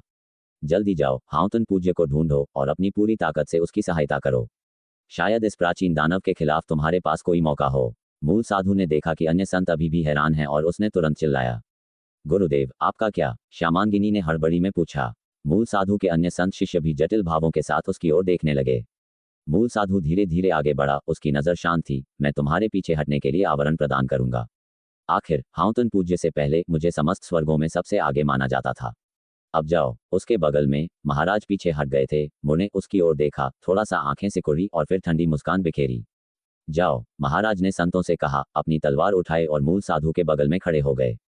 संत चौंक गए। उन्हें उम्मीद नहीं थी कि महाराज, जिसे कभी समस्त स्वर्गों में तिरस्कार किया जाता था, इस बार रुकने का फैसला करेगा। मैं उससे नहीं हारूंगा, किसी भी पहलू में नहीं, महाराज ने ठंडे स्वर में कहा। मूल साधु भी उसकी ओर मुड़ा, आश्चर्यचकित होते हुए, और फिर दोनों ने एक जानने वाली मुस्कान साझा की। उनका दृढ़ संकल्प देखकर संत हालांकि उलझन में थे और नहीं रुके। हर पल कीमती था और कोई भी देरी उनके लिए एक बुराई होती। मैं भी तुम्हारा साथ दूंगा, नाम संत ने आह भरी। मूल साधु ने उसकी ओर देखा, उसकी दृढ़ आंखें देखकर सिर हिलाया। हम पीछे हटने के लिए पर्याप्त हैं। तुम जाकर हाउतन पूज्य की मदद करो। यह एक सत्य अमर स्तर का प्राचीन दानव है। हमें नहीं पता कि उसके पास इससे निपटने का कोई तरीका है या नहीं। नाम संत की आंखें फड़की, लेकिन उसने और कुछ नहीं कहा। हुश! जैसे ही संत भागने के लिए मुड़े, दरार के भीतर का तारों भरा आकाश खाली हो गया। मूल साधु और महाराज ने प्राचीन दानव को देखा। उसका शरीर भयानक रूप से सूज रहा था, उसकी आभा तेजी से दुर्जय होती जा रही थी, उन पर भारी दबाव डाल रही थी। फिर भी उनके भाव शांत रहे। जैसा कि अपेक्षित था, तुम हमेशा की तरह कपटी हो। तुमने अपना असली शरीर कहाँ छिपा रखा है? महाराज ने प्राचीन दानव को घूर कर देखा, फिर भी उसके शब्द मूल साधु को संबोधित थे, जिसमें थोड़ी सी खिल्ली थी। मूल साधु ने शांत होकर कहा, मुझे उम्मीद नहीं थी कि तुम्हारा भौतिक शरीर इतना दुर्जय होगा। ये भी एक प्रतिरूप है। तुम भी, महाराज ने व्यंग्य किया, लेकिन तुम्हारा ये प्रतिरूप बचाया जा सकता है। मेरे साथ रहने की कोई जरूरत नहीं है। मूल साधु मुस्कुराया, मुझे डर है कि अगर तुम कहो कि तुम आवरण दे रहे हो, तो तुम भाग जाओगे। इसके अलावा मेरे यहाँ होने से हम थोड़ी देर और रुक सकते हैं, जिससे उन्हें और दूर भागने का मौका मिलेगा, कम से कम जब तक हाउतन पूज्य सहायता न कर सके। महाराज ने ठंडे स्वर में कहा। मूल साधु ने चुपचाप ठहाका लगाया, फिर थोड़ी उदासी के साथ आह भरी, कौन जानता है कि क्या स्वर्ग इस विपत्ति को सह सकता है, क्या हाउतन पूज्य उन्हें रोक सकता है। तब हम उस बच्चे की क्षमता देखेंगे। इसके अलावा अगर उसे शरण मिल सकती है तो मुझे भी मिल सकती है। महाराज ने व्यंग्य किया। इस समय प्राचीन दानव का दहाड़ना बंद हो गया, उसकी आभा स्थिर रूप से शांत हो गई। फिर भी माहौल ने मूल साधु और महाराज को सतर्क कर दिया। मूल साधु अमरदेव की गहन शक्तियों को देखने के बाद अपने भीतर एक पुरानी रोमांचक उत्तेजना महसूस कर रहा था। कभी किसी अमरदेव का सामना नहीं किया, मुझे सत्य अमर की शक्ति महसूस करने दो। महाराज की आंखों में युद्ध की इच्छा चमक उठी और वह अचानक प्राचीन दानव की ओर झपट्टा मारा। प्राचीन दानव ने धीरे धीरे अपनी आंखें खोलीं, उसके शरीर के भीतर की जंजीरें टूट गईं, उसके क्षेत्र के बढ़ते ही उसे तीव्र पीड़ा के बाद एक प्रकार की अवर्णनीय राहत महसूस हो रही थी। हवा के फटने की आवाज सुनकर उसने उस ओर देखा, उसकी आंखों में एक लाल रोशनी चमक रही थी। एक धमाके के साथ महाराज का शरीर उस लाल रोशनी से टकराया और वह वापस हवा में उड़ गया, लेकिन उसकी छाती पर दिव्य कवच ने उसे हमले से बचाया, हालांकि वह थोड़ा विकृत हो गया था। क्या यह इस क्षेत्र की सबसे मजबूत शक्ति है? अमर सम्राट रक्तरेखा। प्राचीन दानव नेता ने अपने सामने के दोनों संतों को देखा, उनकी जोरदार आभा को देखा जो संत स्तर के बीच शीर्ष के करीब थी, भागते हुए संतों की तुलना में कहीं अधिक श्रेष्ठ। उसने तुरंत समझ लिया कि इतने सारे सेवकों को तैनात करने के बावजूद कोई वापस क्यों नहीं लौटा। मर जाओ। उसने अपना हाथ उठाया, उसकी हथेली में एक काला भंवर दिखाई दिया, जिससे आत्मा को निगलने वाली शक्तिशाली शक्ति निकली। महाराज और मूल साधु के चेहरे बदल गए, उन्होंने तुरंत अपने संत क्षेत्र तैनात किए, जबकि विरोध करने के लिए अपनी पूरी चरमलोक शक्ति जारी की। लेकिन जैसे ही भंवर से अमर शक्ति प्रवाहित हुई, उनका प्रतिरोध एक पेड़ को हिलाने वाली चींटी जैसा महसूस हुआ, उनकी आदि आत्मा धीरे धीरे उनके शरीर से बाहर निकल रही थी। तो यह है सत्य अमर की शक्ति। मूल साधु की पुतलियां सिकुड़ गईं, सदमे से भरी हुई, फिर भी उसकी आंखों की गहराई में एक उत्साह की झलक थी। शून्य में वीर पूरी गति से प्राचीन भवन की ओर दौड़ रहा था। जैसे ही प्राचीन भवन दूर से दिखाई दिया, अचानक शून्य में कई संतों की आभा उभरी। वीर झिझका, अंतरिक्ष में एक दरार में छिप गया और देखता रहा कि कई संत हड़बड़ी में उसकी ओर भाग रहे थे। वीर का भाव बदल गया, उसने खुद को प्रकट किया और पूछा, क्या हुआ? भागते हुए संत डर से उछल पड़े, लेकिन वीर को पहचान कर वे शांत हो गए। प्रमुख यिन यांग परम संत ने तुरंत समझाया, हाउतन पूज्य, अमर द्वार गिर गया है, एक संदिग्ध सत्य अमर स्तर का प्राचीन दानव घुसपैठ कर गया है। बोलते हुए उसने तुरंत अमर द्वार के सामने का दृश्य दिखाया। वीर ने उस पर नजर डाली। शुरू में राहत मिली, ये सोचकर कि अमर द्वार टूट गया था, लेकिन प्राचीन दानव को देखकर वीर ने तुरंत उसे प्राचीन दानव नेता के रूप में पहचान लिया, एक प्रामाणिक सत्य अमर स्तर का प्राणी। यहाँ तक कि सत्यलोक का एक सत्य अमर भी शायद इसका मुकाबला न कर पाए, जब तक कि वे एक राक्षसी सत्य अमर न हो। ऐसी विधि भी मौजूद है। वीर ने प्रोजेक्शन में प्राचीन दानव की लगातार बढ़ती आभा और फैलते शरीर को देखा, यह महसूस करते हुए कि यह कोई अस्थायी सफलता नहीं थी, बल्कि प्रवेश के बाद तुरंत सत्य अमर स्तर की खेती में बहाल करने के लिए द्वितीय क्रम के प्राचीन दानव के रूप में घुसपैठ करने के लिए इस्तेमाल की जाने वाली कोई गुप्त विधि थी। सत्य अमर। वीर ने भीड़ को स्कैन किया और खुद से पूछने से नहीं रोक सका, मूल साधु और महाराज कहाँ हैं? वे पीछे हटने के लिए आवरण प्रदान कर रहे हैं। धर्म के पवित्र गुरु ने गंभीरता से जवाब दिया। वीर हैरान रह गया, आश्चर्यचकित था कि वे पीछे हटने के लिए आवरण प्रदान करेंगे। हालांकि उसके पास इस बात पर विचार करने का समय नहीं था कि वे अचानक इतने आत्मा बलिदानी क्यों हो गए। एक सत्य अमर स्तर के प्राचीन दानव का उतरना समस्त स्वर्गों के लिए एक पूर्ण प्रलय और आपदा थी। हाउतन पूज्य, हम प्राचीन दानव को मारने के लिए आपका पूरा सहयोग करेंगे। आप जैसी चाहें वैसी व्यवस्था कर सकते हैं और हम आशा करते हैं कि आप पिछली शिकायतों को नजरअंदाज कर देंगे। मिंग परिवार के संत ने वीर से जल्दी से कहा, अभिव्यक्ति में ईमानदार। वास्तव में समस्त स्वर्ग नष्ट होने वाले हैं, हमने ही पहले गलतियां की थीं। हम आशा करते हैं कि हाउतन पूज्य हमें सुधारने का मौका देंगे। अन्य संत भी एक एक करके बोले, यह एक सत्य अमर स्तर का प्राचीन दानव है, एक सच्चा अमर देव। मैं तो बस एक आपदा संत हूं, आपको क्यों लगता है कि मेरे पास कोई समाधान हो सकता है? वीर ने चारों ओर देखा, एक पल के लिए चुप रहा और फिर बोला। सभी संत भौंचक के रह गए और उनके भाव तुरंत जटिल हो गए। मोह परिवार के संत ने कड़वाहट से कहा, हाउतन पूज्य, वर्तमान में समस्त स्वर्गों में केवल आपको ही सबसे अच्छी उम्मीद है। यदि आप जोखिम नहीं लेना चाहते हैं तो हम आपके फैसले का सम्मान करेंगे। आप सही कह रहे हैं, यह एक सत्य अमर स्तर का प्राचीन दानव है, अंतर बहुत बड़ा है।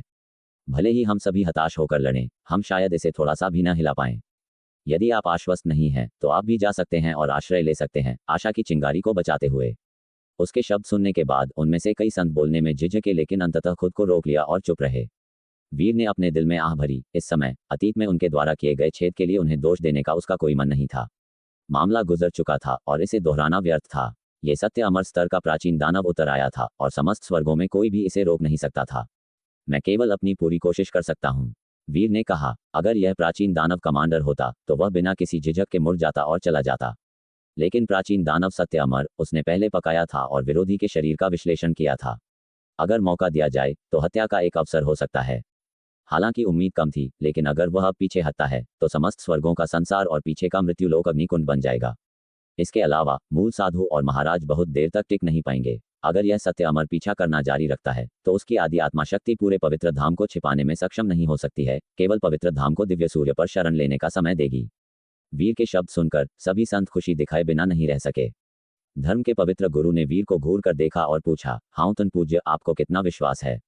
1%। वीर ने सच्चाई से कहा। ये सुनकर सभी संतों के चेहरे थोड़े बदल गए। उनकी आंखों में एक दुखद नजर थी, लेकिन वे जानते थे कि आखिरकार यह एक सत्य अमर स्तर का प्राचीन दानव था। यहाँ तक कि 1% उम्मीद भी अत्यंत दुर्लभ थी। हाउतन पूज्य हमारे साथ मरने के लिए तैयार हैं, वास्तव में हमें शर्मिंदा कर रहे हैं। एक संत ने दुखी होकर कहा। वीर की उदारता ने उसे पिछले मामले के बारे में और अधिक शर्मिंदा और पछतावा महसूस कराया। अन्य संत भी कड़वे दिख रहे थे, वीर के लिए प्रशंसा महसूस कर रहे थे। अगर वे होते तो शायद उनमें इतनी हिम्मत नहीं होती और शायद वे माफ नहीं करते। संकट के समय में नायक उभरते हैं। हाउतन पूज्य, हमें बताएं कि हमें कैसे सहयोग करना चाहिए। भले ही इसका मतलब आपकी रक्षा के लिए अपनी मृत्यु की ओर दौड़ना हो, हम पीछे नहीं हटेंगे। मिंग परिवार के संत ने वीर से गंभीरता से कहा। वीर ने सिर हिलाया। अचानक उसका भाव थोड़ा बदल गया। प्राचीन भवन की ओर देखते हुए उसने मंद रूप से महसूस किया कि वहां एक उपस्थिति थी जिसने पहले ही शून्य के इस टुकड़े को बंद कर दिया था। उस सत्य अमर स्तर के प्राचीन दानव ने पहले ही मूल साधु और महाराज से निपटा होगा। हालांकि उन्होंने देवलोक में खेती की थी, एक सत्य अमर के सामने वे नवजात शिशुओं से अलग नहीं थे। वीर ने गहरी सांस ली, तुरंत अपने प्रतिरूप को दर्शाते हुए पवित्र धाम की ओर बढ़ गया। उसी समय उसने सभी संतों की ओर देखा। उनके सहयोग से इस लड़ाई को समस्त स्वर्गों की सबसे मजबूत पंक्ति माना जा सकता था। अगर फिर भी विरोध करने में असमर्थ रहे तो समस्त स्वर्ग अंधेरे में डूब जाएगा, अपमान में भागने के लिए मजबूर हो जाएगा। प्राचीन दानव ने हमें नोटिस कर लिया है, लड़ाई के लिए तैयार हो जाओ। वीर ने गहरी आवाज में कहा, मैं मुख्य हमला करूंगा, आप अपनी क्षमताओं का उपयोग किनारे से कर सकते हैं और मेरा सहयोग कर सकते हैं। इसने हमारा पीछा किया। वीर के शब्द सुनकर सभी संतों के भाव एक साथ बदल गए और उन्होंने चिंतित होकर प्राचीन भवन की दिशा में देखा। लड़ाई के मामले सैन्य संत को सौंप दें, हमें बताएं कि हमें कैसे कार्य करना चाहिए। मोह परिवार के परम संत ने सैन्य संत को देखा। सैन्य संत के बगल में आदिम साधु थे। वे सभी मेघलोक से आए थे। वीर द्वारा शून्य पवित्र धाम को मिटा देने के बाद मेघलोक में केवल आदिम पवित्र धाम और सैन्य परिवार पवित्र धाम ही बचे थे। सैन्य संत एक छोटे से बूढ़े व्यक्ति के रूप में दिखाई दिए, पीले रंग के वस्त्र पहने हुए थे। उनका भाव अत्यंत शांत था। ये जानते हुए कि समय कम है, उन्होंने जल्दी से कहा, सब लोग, उस प्राचीन दानव की काली धुंध की सीमा विशाल है जो आदि आत्मा को नष्ट करने में सक्षम है। सत्य अमर स्तर के प्राचीन दानव की क्षमता केवल मजबूत होगी। भले ही हम सामूहिक हमला करें, हम जल्दी ही मिटा दिए जाएंगे, व्यर्थ। हम केवल अपनी शक्ति हाउतन पूज्य को सौंप सकते हैं। समय दबा रहा है। एक बड़ी सरणी के सावधानीपूर्वक गठन के लिए समय नहीं है, लेकिन मेरे पास एक पवित्र सरणी है जिस पर वर्षों से विचार किया गया है। यह आप पर निर्भर करता है कि आप सहयोग करने को तैयार हैं या नहीं। खुले तौर पर बोलें। मिंग परिवार के संत ने जल्दी से आग्रह किया। वह सर्व संत स्वर्गिक चक्र सरणी है जिसके लिए 108 संतों के सहयोग की आवश्यकता होती है। ये सरणी सभी संतों की शक्ति का 30% ढेर कर सकती है, इसे एक व्यक्ति पर केंद्रित कर सकती है। सैन्य संत ने आश्चर्यजनक रूप से बात की। उसके शब्द सुनकर सभी संत चौंक गए, अविश्वसनीयता में उसे देख रहे थे। ऐसी सैन्य संरचना। हालांकि सैन्य संत ने 30% शक्ति ढेर करने का उल्लेख किया, सामूहिक रूप से 100 से अधिक संतों की शक्ति का 30% ढेर करना, वह किस प्रकार की भयानक शक्ति होगी। यहाँ तक कि 101 आपदा संत एक सरणी बनाते हुए शायद मूल साधु महाराज का मुकाबला कर सकते हैं, यहाँ तक कि उन्हें दबा भी सकते हैं और हरा भी सकते हैं। ऐसी सैन्य संरचना उन्होंने पहले कभी नहीं सुनी थी। क्या आप आश्वस्त हैं? आपने पहले इस सैन्य संरचना का उल्लेख कभी क्यों नहीं किया? एक संत खुद से पूछने से नहीं रोक सका। मैंने खुद ही इसे 1000 से अधिक बार घटाया है, केवल 2 बार विफल रहा हूँ। सैन्य संत ने गहराई से कहा, यह सैन्य संरचना समस्त स्वर्गों द्वारा असहनीय है। स्वाभाविक रूप से आपने इसके बारे में नहीं सुना है, अन्यथा इसे एक निश्चित तकनीक माना जाएगा। मैं महाराज जैसा नहीं बनना चाहता। उनके शब्द सुनकर सभी संतों के भाव थोड़े बदल गए। वास्तव में ऐसी भयानक सैन्य संरचना, जो भी इसमें महारत हासिल करेगा वह समस्त स्वर्गों पर शासन करेगा। अगर यह सैन्य संरचना उजागर हो जाती है तो 100 संतों को इकट्ठा करने की कठिनाई का उल्लेख नहीं है। एक बार प्रक्रिया के दौरान लीक हो जाने पर इसे निश्चित रूप से परम संत द्वारा दबा दिया जाएगा। जल्दी करो और सरणी स्थापित करो। यिनौर यान के परम संत ने तुरंत आग्रह किया।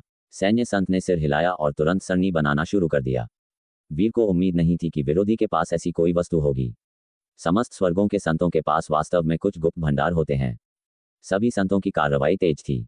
जैसे ही सैन्य संत ने सरणी स्थापित की, मोह परिवार के परम संत ने 108 संतों का चयन किया, उन्हें उच्च से निम्न खेती के स्तर तक व्यवस्थित किया।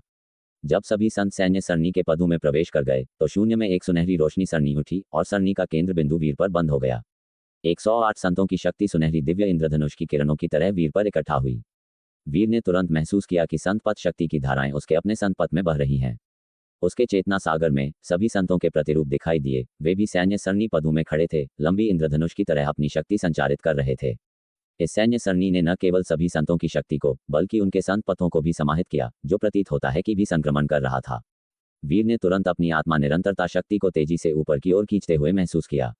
उसने ब्रह्मांड की आत्मा निरंतरता का उपयोग किया, जो उसकी आत्मा को 360 गुना संघनित करने में सक्षम थी।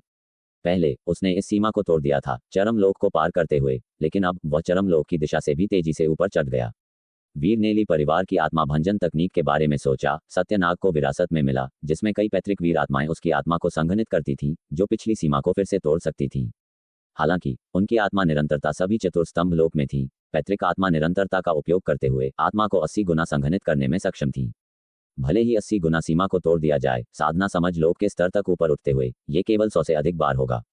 अब इस सैन्य संत की सैन्य सरणी में आश्चर्यजनक रूप से इस विधि के प्रभाव भी थे, लेकिन अंतर यह है कि यह सभी संतों द्वारा संतपथ आत्मा संघनन के साथ वीर की सीमाओं को तोड़ रहा है।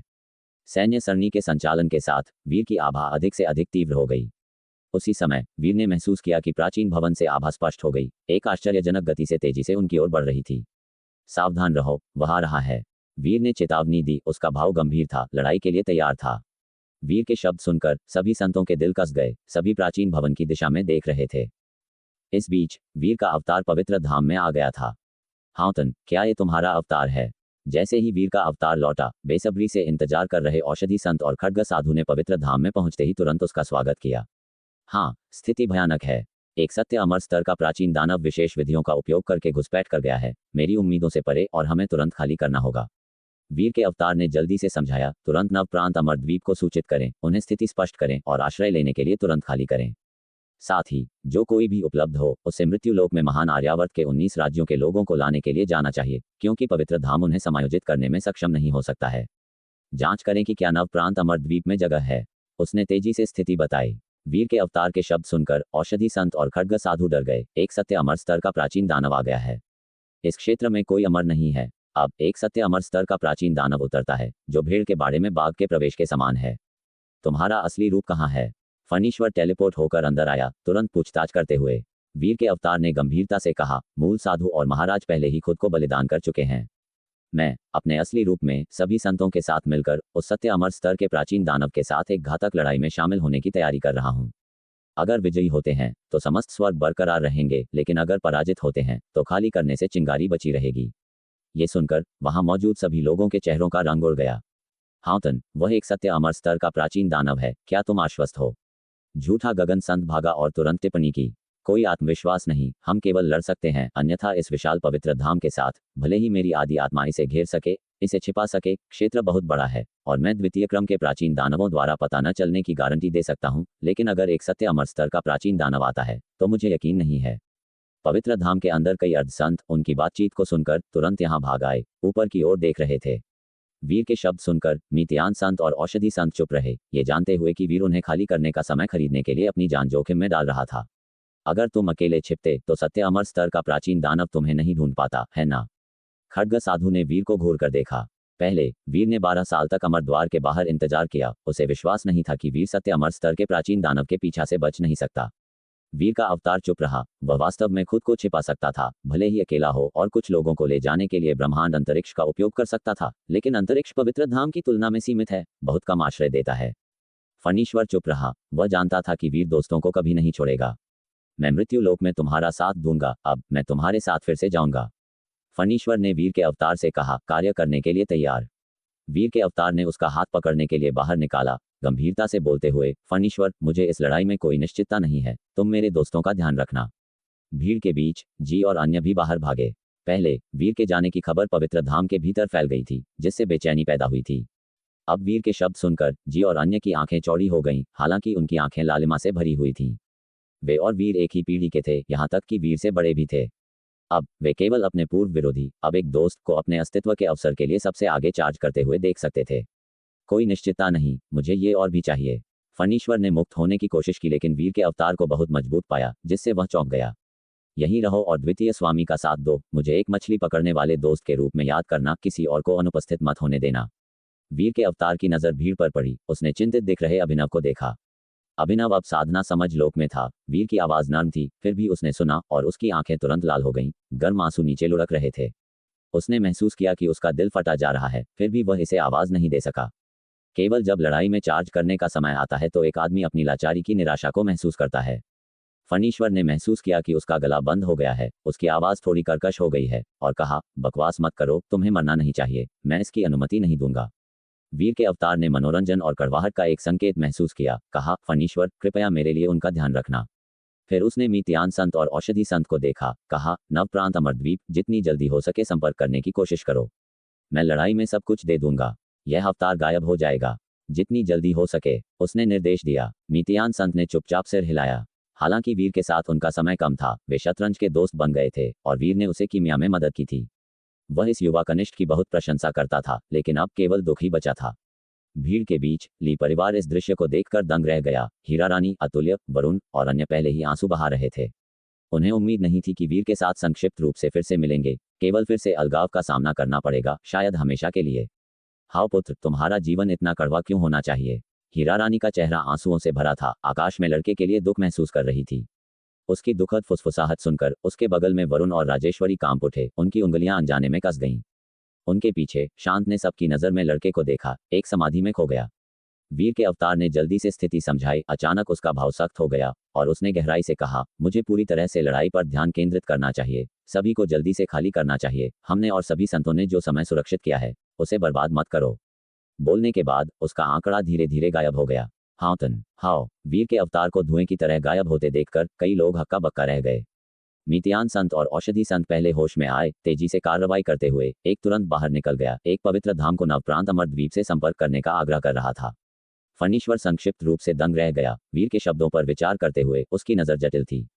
एक शब्द कहने के बाद उसने लापरवाही से एक दरार फाड़ दी। महान आर्यावर्त के नागरिकों को स्थानांतरित करने के लिए मृत्युलोक में प्रवेश किया। जैसे ही उन्होंने कार्रवाई की, प्राचीन भवन के 50,000 मील शून्य के बाहर वीर और सभी संत यहाँ इंतजार कर रहे थे। इस समय शून्य में वीर के बगल में सैन्य संरचना के भीतर 108 संतों के अलावा अन्य संत शून्य दरारों के भीतर छिपे हुए थे। स्विस, एक सीटी की आवाज के साथ एक भयानक दबाव अचानक पास आया। जल्द ही शून्य में एक आकृति तेजी से बदल गई, एक दृश्य गति से करीब आ रही थी। जब प्राचीन दानव की आकृति सादे दृश्य में आई तो वीर ने अमरता परिवर्तन ऊर्जा को काट दिया। उसका भाव गंभीर था, विरोधी को तीव्रता से घूर रहा था। उसकी आभा बढ़ती रही, जमा होती रही, चरम लोक शक्ति गति में थी। उसने दिव्य शक्ति अवस्था में प्रवेश किया, उसके शरीर से सुनहरी दिव्य रोशनी निकल रही थी। फिर वह अमरता परिवर्तन की अंतिम अवस्था में परिवर्तित हो गया, उसके बाल चांदी भूरे रंग में बदल गए और दिव्य शक्ति अवस्था के 10 गुना उपचार में उसके शरीर का फटना लगभग अपरिवर्तित था। उसकी चेतना ब्रह्मांड के साथ विलय हो गई, इस क्षेत्र के साथ एक हो गई। वह यहाँ है। संत तनाव में थे, उनके चेहरे उदास थे। जो प्राचीन दानव अमर द्वार के अंदर प्रकट हुआ था, उसे घूर रहे थे। विरोधी का यहाँ प्रकट होना मतलब था कि मूल साधु और महाराज पहले ही गिर चुके थे। दो पूर्व शिखर संत जिन्होंने समस्त स्वर्गों को चौंका दिया था, अब जल्दी से फीके पड़ गए और नष्ट हो गए, जिससे दुख और उदासी की भावना पैदा हुई। कोई सत्य अमर नहीं, बस संत स्तर का एक समूह। सत्य अमर स्तर के प्राचीन दानव ने वीर और अन्य को देखा, आंखें क्रूर हत्या के इरादे से भरी थीं। उसकी नजर वीर पर पड़ी और अन्य संत स्तर के प्राणियों की जुगनू जैसी चमक की तुलना में इस युवक से निकलने वाली आदि आत्मा लहर और शक्ति उज्ज्वल चंद्रमा की तरह थी, जिसे उसने पहले मारे गए 2 चींटियों की तुलना में कहीं अधिक डरावना पाया। लेकिन सौभाग्य से यहाँ कोई सत्य अमर नहीं था। उसके लिए ये सबसे बुरा परिदृश्य नहीं था। अगर कोई सत्य अमर होता, हालांकि वह डरता नहीं, अगर उस सत्य अमर के पास अमर सम्राट का अवशेष होता तो कुछ चिंता होती। शून्य एक क्षण के लिए मौन में गिर गया। आपस में एक दूसरे को नापते हुए वीर ने हमला करने की जल्दी नहीं की। वह इस लड़ाई के बारे में अनिश्चित था, इसलिए लड़ने के अलावा वह लड़ाई के समय को जितना संभव हो उतना लंबा खींचना चाहता था। लेकिन ये चुप्पी केवल संक्षेप में रुकी।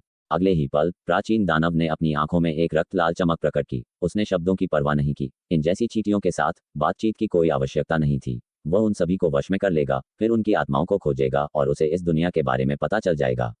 बुरी बात यह है कि पिछले 2 चींटियां उनके असली शरीर नहीं थे। आत्मासार के बिना उन्हें मारे जाने पर मिटा दिया गया था, जिससे खोजने का कोई अवसर नहीं मिला। एक धीमी दहाड़ के साथ प्राचीन दानव ने अपने पंजे लहराए। वीर और अन्य की ओर स्वीपिंग, स्पष्ट रूप से उन सभी को तोड़ने का इरादा था। जो एक साधारण हमले जैसा लग रहा था। सभी संतों की आंखों में वे पंजों को आकाश को काटते हुए देख सकते थे, शून्य में अनगिनत साधना को फाड़ते और नष्ट करते हुए एक अपराजय भयानक शक्ति के साथ ले जाया गया। क्या यह एक सत्य अमर की विधि है? उनकी आंखों में अविनाशी और अटूट साधना अब टूट रही थी और ढह रही थी। बस एक वार ने सभी संतों के बीच थोड़ी सी उम्मीद और विश्वास को एक टिमटिमाती मोमबत्ती जैसा महसूस कराया जो बुझने वाली थी। वीर की आंखें चकाचौंध भरी रोशनी से फट गईं, उसकी पूरी शक्ति जारी हो गई इस क्षण और छिपाने या वापस लेने की कोई जरूरत नहीं थी।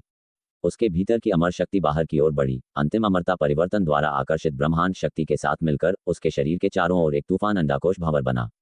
अनादि साधना क्षेत्र उभरा, वीर के चारों ओर का शून्य फट गया। 8 क्षतिग्रस्त अमर अस्त्र टिमटिमाते हुए दिखाई दिए। वीर की आदि आत्मा द्वारा नियंत्रित वे प्राचीन दानव के पंजों के अंतराल के माध्यम से तेजी से गुजरे। Swiss Swiss Swiss Swiss Swiss Swiss Swiss Swiss. शून्य के फटने के साथ पंजों के बीच का भयानक दबाव क्षतिग्रस्त अमर अस्त्रों द्वारा फाड़ दिया गया। सीधे प्राचीन दानव के पेट के कमजोर किनारे पर उसकी सतह को फाड़ने और उसके शरीर को अलग करने का प्रयास किया गया। तो दोस्तों, ये था आज का सफ़र जेएस नोवेल वर्ल्ड के साथ, जहां हर कहानी में होता है ट्विस्ट और थोड़ी सी मस्ती। अगर आपको मज़ा आया हो तो लाइक, शेयर और सब्सक्राइब करना ना भूलें। मिलते हैं अगले एपिसोड में। तब तक बने रहिए जेएस नोवेल वर्ल्ड के अद्भुत दुनिया के साथ।